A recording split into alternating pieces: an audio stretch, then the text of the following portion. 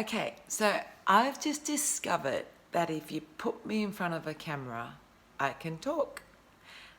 And so I'm going to try and say what I need to say and not type it down because there's a lot to say. Well, I don't want to be too much. As soon as you say a lot, you might get scared. Be scared, actually. If you don't want to hear this is quite confronting, so maybe you shouldn't watch it. But I just need to say it because those comments that you don't need a label, you don't need this, you're strong, you're doing really well, you're amazing, why would you have to do this? Why do you need therapy? No, don't bring up the past, it's the worst thing you can do. It's not. And the labels have been really exciting. Okay, so complex PTSD, that's been out there for a while. So that's trauma that's on the real extreme level that's ongoing since childhood. And it's still going.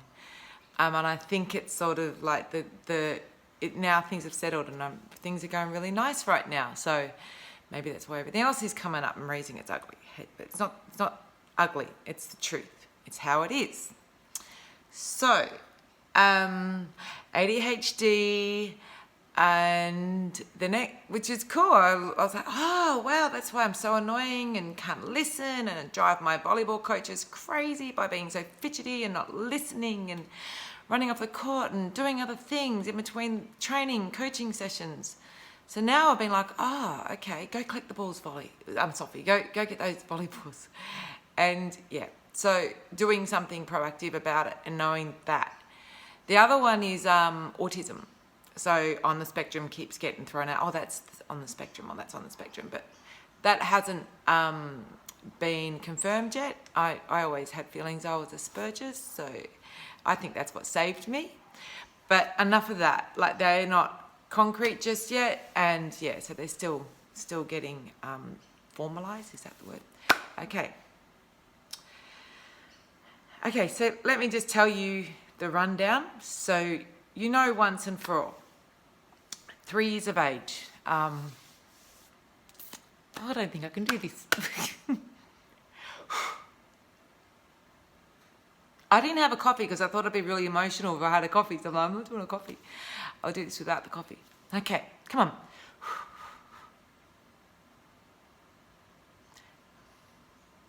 At 3,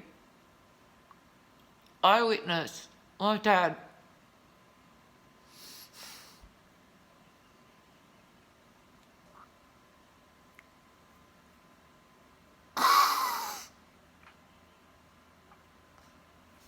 You know why I decided to do this? Because I thought, if I did it on a video, everyone will see how blasé I would be about this, and they're not going to worry about me, and they're not going to...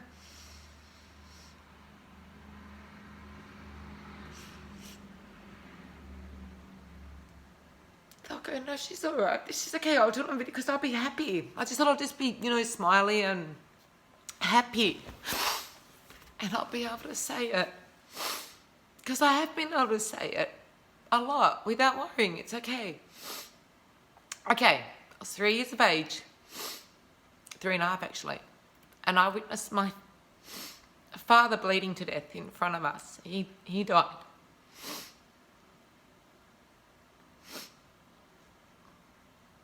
It was by accident. My mum went to jail. Before my dad died, I asked my mum, why has Papa got blue lips? And that was when my dad asked us to kiss him goodbye. And I noticed his blue lips. But anyway, my mum went to jail and we were put in foster care.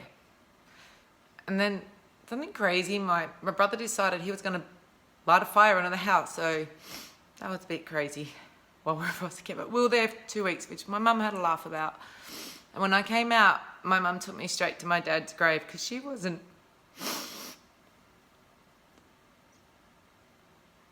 guilty of murder. She wasn't allowed to go to his funeral because she was in jail. So the first thing she did was go to his grave, and she slept there all night. And I came with her, and we just I was just with my mum.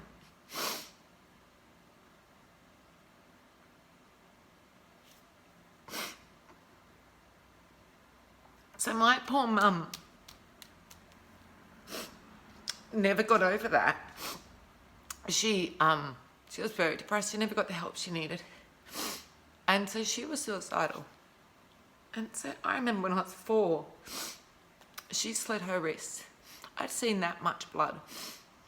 And I didn't need to see any more. Somehow I don't remember that, and which is so good. I think Jehovah protected me, and Yvonne Gray across the road looked after us, and that was our little castle, which was nice. But she was very suicidal. She no longer had the feelings in her wrist anymore. So I remember Osborne Primary School. Why I'm saying these names is because my psychologist said this is very unusual. This is autistic traits. So I'm thinking this is why I'm okay. And I was just this little girl this little blonde, blue-eyed girl that did her own thing and lived in her own world and hung out with my big brother who got me to barrack for Collingwood and, you know, took me into the bushes, and we got all up to all sorts of mischief. But he was traumatised. My sister was traumatised. And for some reason they thought books with blood all over them and chasing me around the house was fun. That was very traumatic for me. Some book called Carrie, and I tried to burn it and they all laughed at me, and that was pretty bad. And it still haunts me. Blood and horror movies, and still very traumatising for me. Okay, so my mum had a baby. I'm going to skip. We were homeless and we lived on the streets. Some of that was fun. Lived on a river. So I think we were homeless maybe 8 months. Anyway, we got a commissioned housing finally. But the first commissioned housing I was 4. And I didn't know that I was being sexually abused by some older boy. I think he was a teenager or someone in his 20s. And I've only just realised, can you believe it? I've only just realised that was sexual abuse. I thought that was something that I wanted at the age of 4. That was my fault. So I've only just figured that was not. And so I was 4 years of age and I was being sexually abused by who knows who. Who knows? Anyway, in the meantime of being on the streets and whatever, there were quite a few times where I thought that guy tried to rape me and I ran away. An older man from the pub or whoever it was. So pretty amazing little situations there. But we get to 12 and my mum's had a beautiful, beautiful baby. I was 11 actually. And her name was Monique. Anyway, she had her immunisation shots and Mum was a bit worried about her. And so when she put her to sleep that night, she said she wasn't well. She didn't feel that something was right with her. And she said, oh, Robert, which is my stepdad, can you go check on Monique? And straight away I jumped and thought, Monique, because I used to look after the baby because they had a volatile relationship, too much alcohol, and Mum was still a mess. So I used to get up for her in the middle of the night, in the morning, give her a bottle before I went to school and race home to make sure she's okay. I loved her so much. Anyway, I went into, this is what got me yesterday, but I'm okay today. I'm okay. I went into the bedroom with Robert and I knew straight away she was dead. She was blue and hard. And so I ran out and first of all, I said to Robert, Monique's dead. And Robert's like, something's wrong with Monique? I said, yes, Robert, she's dead. She's dead. So I walked out and I went to see my mum and I said, Mum, Monique's dead, just like that. And my poor mum, she's just like looked at me, I'll never forget that face. She was in total shock. And I just ran, and we didn't have the phone on, and I just ran next door and 2 doors up actually, and I said, quick, ring the ambulance. Monique's dead, ring the ambulance. And then I ran to who was having a Bible study with me across Frankston Dandenong Road, sprinted, and I had my cousin with me. She was running with me. I think it was Giselle. She was running with me, and we went to my Bible study conductor because that was my little safe place. The Jehovah's Witnesses, they were always there. And I went there and I just told them, please ring the ambulance, Monique's dead. And they were just hugging me and trying to make me feel better. But the next day, so I got home, from there, and all the ambulance and everyone's with my mum, and she's on drugs because they've had to drug her up because she's in shock. But all us poor kids are just standing there going, we had nothing, no support. And then the next day I remember walking around the shopping centre we walked 5 kilometres to Frankston, I think it was Giselle, and we were just like in shock. And I deliberately said out loud, my sister died to get some reaction, to get someone to help me, help listen. And do you know what?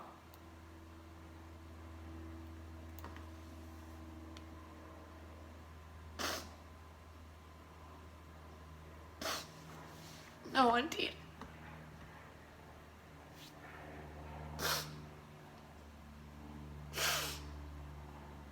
Because no one cared. And then I got home and we walked another 5 kilometres. It was raining. I'm 11. And my auntie was there from Wodonga. And she gave me a hug. And I was like, I wonder why she cares. She's hugging me. Does that mean she cares about me? I thought, wow, that was really nice. But I don't understand why. That was, yeah. And my sister was there and she hugged me, and I was still really confused. But that was it. That was it. Robert, not long after, robbed a bank, which we thought was funny. He's an accountant. He robbed a bank to pay for the funeral. He ended up in jail. She's Monique's dad, and we had the police. They were brutal. They didn't care, but they kicked my brother in the backyard. He was asleep. My poor brother started kicking into him. Terrible things happened. By the time I was 14, there was another baby born, Jamie. And I thought he was mine. I literally thought he was my son. I've gone to other therapists and I call him my son. I loved him so much. He was my son. And more bad things happened where his life was at risk and I couldn't protect him anymore. And community services were coming over at this stage. But this one night was very bad, and I don't want to talk about it, but it was very bad. And we got taken away, and I had to testify in court. But we got put in many different foster homes. One was nice, but then Mum was really upset, and that person felt threatened, so we had to go somewhere else. The guy was a born-again Christian, didn't like I was a Jehovah's Witness. I was at a new school, trying to do homework, trying to catch up. I'd missed so much. And I'm now in a new school, and I was trying to do homework, and I really wanted to try hard. And I was trying to do my homework, and he came in and was F this, F that, like he was having a satanic attack. And he slapped me to the ground so hard. Apparently, just not long got out of jail, but now he's a foster carer. Because I had the light on while I was doing my homework. He said, it's lights out at 9 o'clock. And so I just had I don't know what I had, but I think I was using the moonlight. I don't know what I was doing, trying to do my homework to catch up at this new school. And I was petrified of this man. He was so scary, scarier than my mum, scarier than anything that I'd been through. He was so scary. And so I jumped out the window and I went to see another friend who's some beautiful Jehovah's Witness family that were taking care of me, and they wanted to keep me and have me there, but I was so worried about Jamie. I had to leave Jamie. I couldn't run away with Jamie, so I had to leave him in this place. No one wanted us because nobody wanted a 14-year-old and a 1-year-old baby, so it was a lot of trouble trying to get into foster care. We ended up in a big home in Melbourne. Crazy there as well. I won't go into that. I don't want to go into that, but that was nuts. And then I begged my auntie. We were in court. I had to testify against my mum, which was terrible. It was the hardest thing I ever had to do. I just had to say what happened. I just said what happened. I never lied. I love my mum. She was the most amazing, beautiful woman. She had problems. She wasn't getting any help.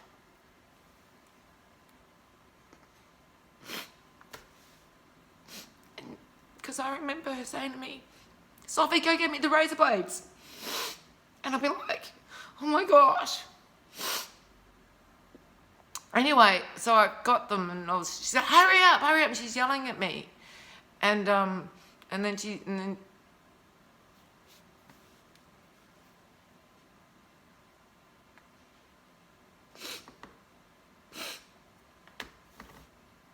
so I'm 14. And trying to deal with this. My mum wants to kill herself again. But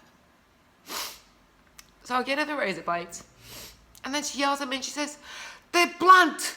I was like, "Oh, what the heck?" I was like, "Oh, thank goodness for that." But then I just went away. Anyway, I was just like, "Oh, good. We're alive. We're good. We're okay." So I'm in a foster home, and that was messed. It was my auntie. And I don't know what, but apparently I was expected not to love my mum anymore and not to want to talk to her, but I loved her so much and I always want to talk to her. But I was prevented from that. And my mum was told that I don't want to talk to her when she asked to talk to me. And so that really damaged our relationship.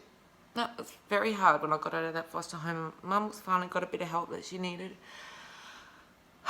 Anyway, I ended up having to leave them. Jamie was allowed to go back home, which was awesome. I missed him so much. But he got angry with me because when I went to visit Mum, I had to go back and leave Jamie, and I could tell he was hurt. But I couldn't be back home. I was in a new school and I was enjoying it, and I needed to start a fresh life. So I'm 16. Now I'm 17 and out on my own. Being around family was crazy. So I was to blame for things that didn't happen. I don't know what was going on, but I ended up having a car accident. I remember driving, and I'm 18. I remember driving, just got my license. Well, my friend had smashed my car before that. I let her drive, and my car that I saved a whole year for was destroyed. Anyway, the next car I was driving was another friend's, and I remember driving, and I'm hearing this toot of this loud horn, and I came to and saw a truck coming straight towards me, and I swerved. So I was like, what the heck was that? I must have blacked out. What was going on? Shock, who knows? I was on a high carb diet. I was eating lots of oranges. I didn't have much money. I didn't have much food. I know I was eating 2-minute noodles and oranges, to be honest with you. That was all at 15 cents. I'd go and buy one packet, come back out, and get another packet because they were 17 cents a packet. But if you went in and bought one, it got rounded down to 15 cents. That's how poor I was. And eating my grandmother's oranges. Working full-time, getting paid $140 a week. Working full-time, $4.26 an hour. I still remember. Anyway, so I went to the petrol station. I've had this truck to this horn, and I was bleeding heavily with my period, and I was like, oh my gosh, what is going on? I was wrapping toilet paper around trying to protect myself, and I came out and I went from there. I remember being at the traffic lights. I don't remember anything else. Apparently, I've turned right. That's probably the only thing I remember is turning right, and then I was speeding down the road. So whatever's happened, I'm like flying down the road. They said over 80, it was a 60 zone. And I've just slammed in the back of 2 cars. So where my mind went, I have no idea. I was in shock. I blacked out again. I don't know. So I fractured my skull, and I ended up, there's stitches in there. The doctor said I was millimeters from, not even a millimeter from blinding myself. Goes down to there. So the steering wheel went through my head and scalped me, and I had to take that down, stitch it all up. That was the end of that. So anyway, my beautiful older sister thought she'd come and rescue me after that, and I went to Victoria. And I had this man follow me around. He was 23 and I was 19,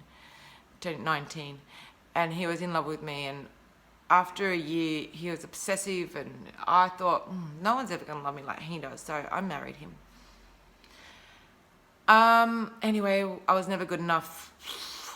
I really enjoyed kissing, I loved affection, but he decided he wasn't going to kiss me anymore. We rarely kissed, maybe once a year. It was crazy.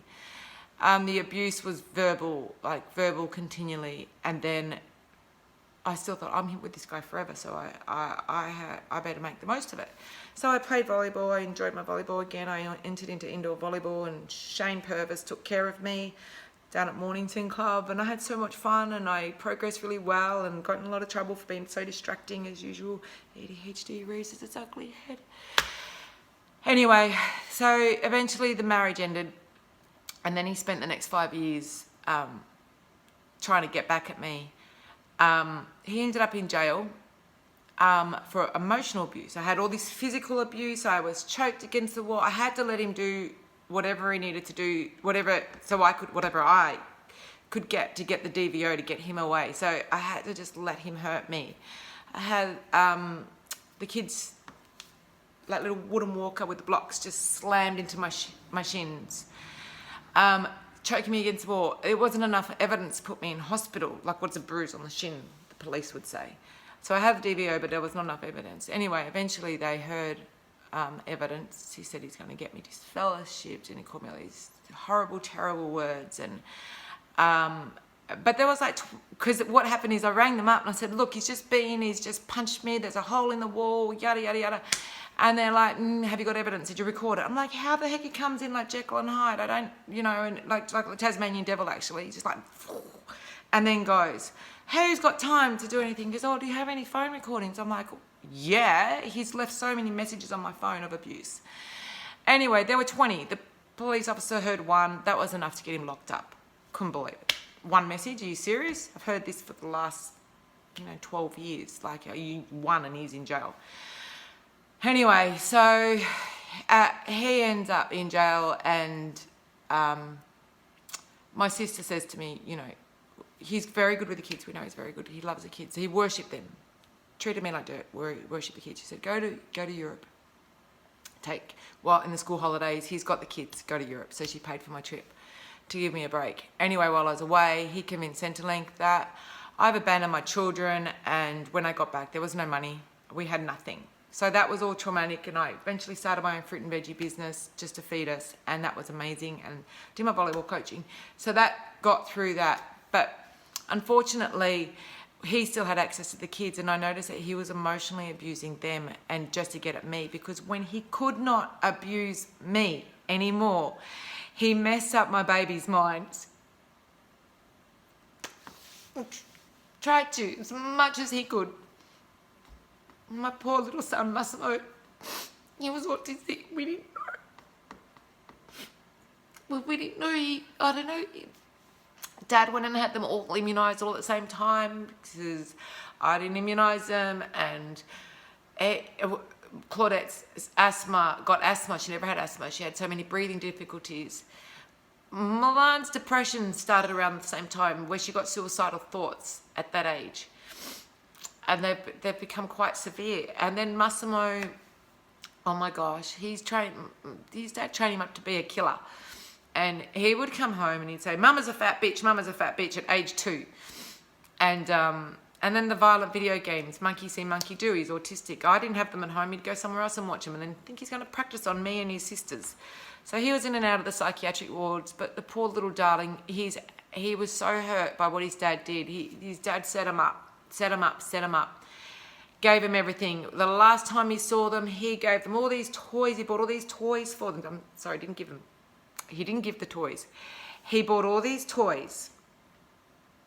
And then he took them out for dinner. His family was there and spent, Chinese, and they could have whatever they wanted, all the desserts they wanted.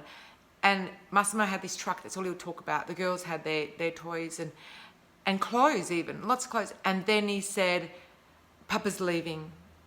He's like, I'm not going to see you anymore. And they're like crying, everyone's crying. I'm like, what is going on? I'm going to pick up the kids from his visit. And everyone's bawling their eyes out. David Petkovic's boiling his eyes out. Oh, and I was like, what is happening? Papa's leaving, he's never going to see us anymore. Oh my God, that was just one traumatic event. There was so many before that where he set him up and they'd come home screaming and crying. I was like, what is going on? What is he doing? And when that was it, that was the last time they'd seen him for about 5 minutes, about 6 years later. One phone call, never again changed his phone number. All their toys, all their stuff, never got to have them. All they had were the memories of that one day, and it was all taken away in one big swoop. So my kids have suffered immensely, and so my life has been to look after those babies, and I've got my own things going on, of course. So I was very spontaneous and I just did my best. Anyway, we bought a house, we sold the house. We were well looked after by Jehovah and the congregation, and all that was amazing. But my poor babies have got to deal with what their father did to them. And so when I went to the psychiatrist, I knew something's going on right now. What is wrong with me? I'm just getting these like anxious and like where so many things are happening, and I just had to remove myself, like at my beautiful daughter Shani's, and I'd go lie on the couch and have to lie there and just sleep, just close my eyes and just stop. I just had to stop. That was how I felt better. So I'm learning that a lot about myself, and this is where the ADHD comes in. You avoid stress. You just don't want stress. You do everything in your power to avoid stress, and then every time I try to talk to the psychiatrist about, my kids and this, they go, stop. We need to talk about you. We know your kids are suffering. We know that there's things you want to help them with, and you need to stop, and we need to talk about you. And I'm like, oh, why? Why do we have to talk about me for? And then she goes, no, why? She said, why have you not been diagnosed with ADHD? Have you had therapy? I'm like, yeah, I see therapists. I've got complex PTSD. She goes, no, clear ADHD. So she'd ask a question like, so how do you sleep? I said, the other day, it's crazy. I went here and I did this and blah, blah, blah, blah, blah. 5 minutes later, she goes, that's ADHD. What? She couldn't say good or bad. Oh, okay. And then she asked all these questions. She was like convinced. But anyway, we need to get that formalized. So I'm off to see somebody else, and he's great. So I'm off to see Sean.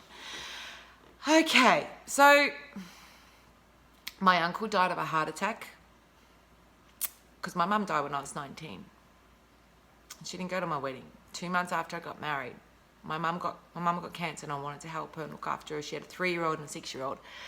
But my mum died when I was 3 months after I was married.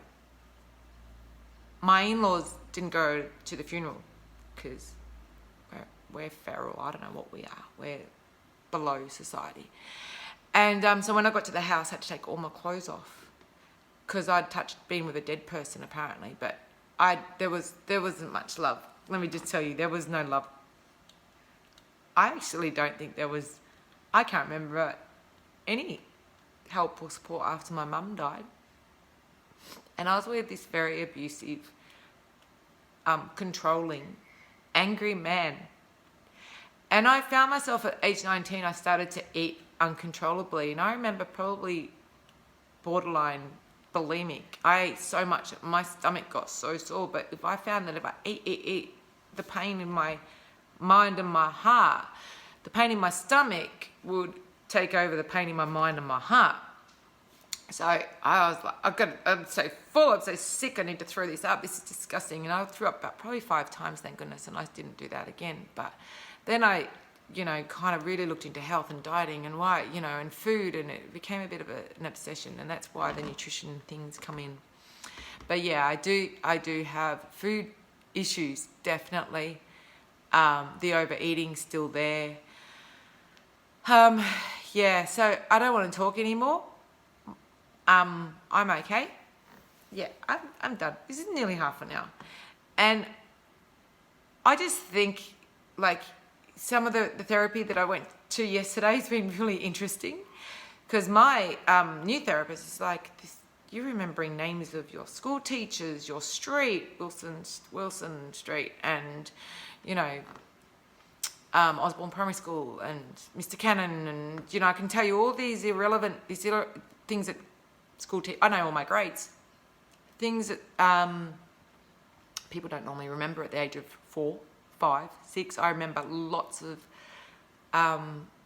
things like that, which apparently is because you're so focused when you're autistic or an ADHD. You can only think about one thing. So there's lots of things I don't know, but lots of things I know every detail about. So, yes, give me labels. If that's what it is, if that's what saves me, I'm not scared of that. From Asperger's, wow, I had Asperger's. You go, little girl. And having family tell me all my life, you did this when you're little, or you're that, and terrible, a liar, a thief. Yeah, I was so bad. But that doesn't define you. You're 4. I stole $20 off my mum and spent it down the shops, and it was my brother's birthday. Still, that traumatizes me. It was his birthday. He got home from wherever he was, and my mum belted him with the vacuum cleaner cord, is what you did back then apparently, on his birthday. And I just stood there and watched and didn't say anything. It was like me, I spent it all. $20, fish and chip shop. Why are you in here, little girl? Where's your mum? Why would he even ask that question? I know what I'm doing. I know what I want. I want potato cakes. I want chips. I want Fanta. And then I went down and got a whole heap of lollies, and I wanted to feed it with this little girl down the street, but her mum pulled away and said, don't you play with that girl. And I was 4. So I remember details, and I remember my thoughts, which is actually quite interesting. I remember exactly my thought patterns at that time, very distorted and messed up. Really, 4-year-olds don't really have good thoughts. Anyway, so yeah, thank you. That's it. And so I hope you understand why. If I get some labels, I'm going to embrace it. I'm going to get some help and maybe be there for my man. Love him, take care of him. He's really incredible. And maybe he needs to come to therapy with me. Thank you.